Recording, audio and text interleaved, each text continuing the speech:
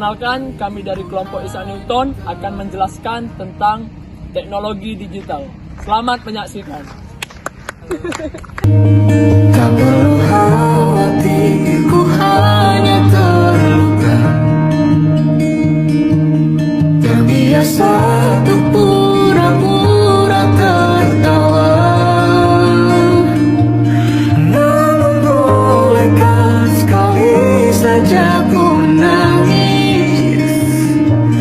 sebelum kembali membohongi diri.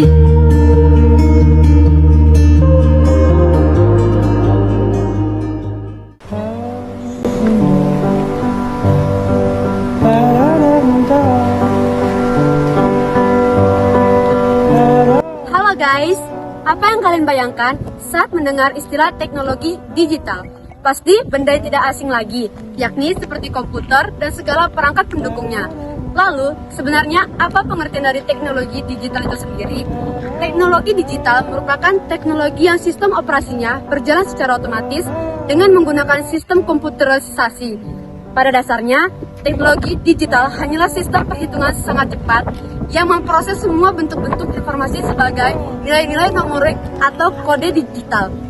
Teknologi digital dalam proses transmisi data. Transmisi data merupakan nilai proses pengiriman data dari sumber data ke suatu penerima data menggunakan media komputer ataupun elektronik. Contoh teknologi digital dari jenis ini yakni smartphone, televisi pintar, tablet, laptop, radio, dan lain sebagainya.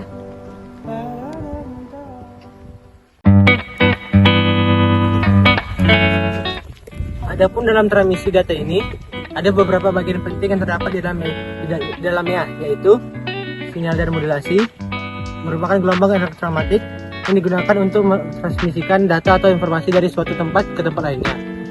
Sinyal dikelompokkan menjadi dua, yaitu sinyal analog dan sinyal digital. Sedangkan modulasi adalah penggabungan bentuk sinyal data dan sinyal pembawa atau carrier untuk mentransmisikan informasi dengan tujuan efisiensi dan meminimalisir noise.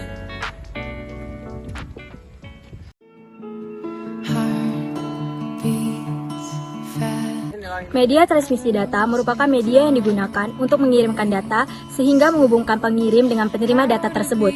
Media transmisi data merupakan guided transmission, media yang menggunakan sistem kabel, dan unguided transmission, media yang menggunakan sistem gelombang elektromagnetik.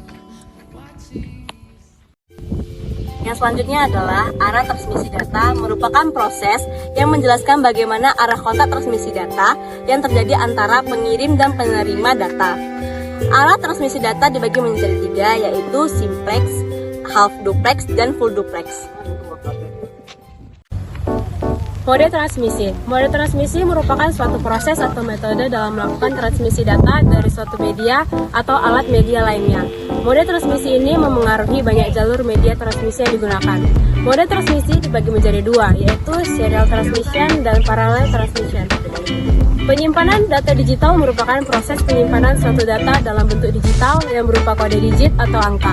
Terdapat beberapa media penyimpanan data digital diantaranya hard disk, flash disk, dan cakram option, dan lain-lain.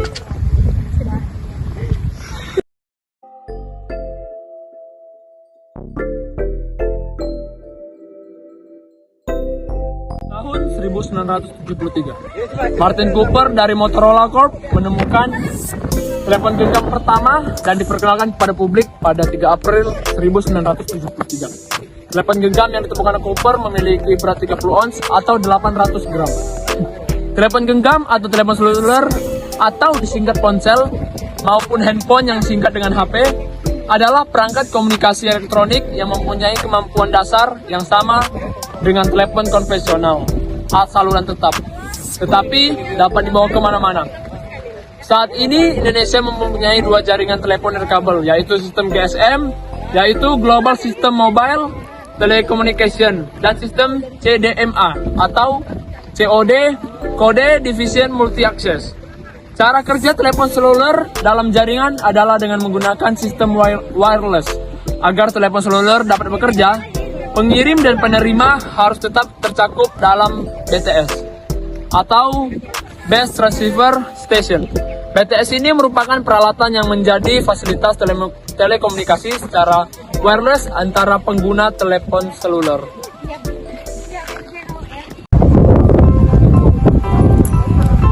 Seluler dapat bekerja, pengirim dan penerima harus tetap bercakup dalam BTS, Best Transfer Station.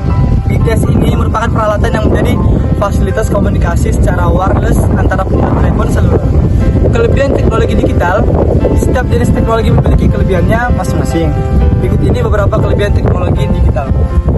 Data yang terkirim data satu tempat ke tempat lain tidak terpengaruh cuaca buruk dan noise karena data yang transmisikan dalam bentuk sinyal digital berbagai tipe sistem komunikasi tersedia dan dapat terpakai. Biaya perawatan lebih rendah karena lebih praktis dan stabil.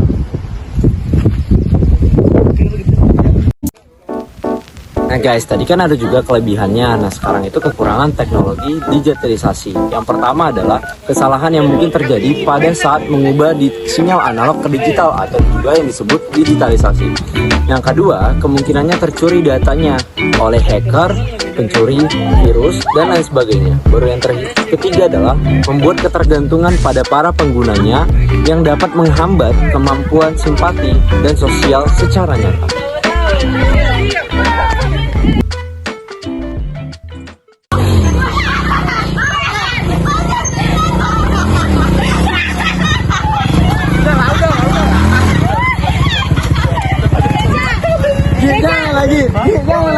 Jangan lagi. Eja. Coba kultum guys. Eja apa tersiksa ekologi?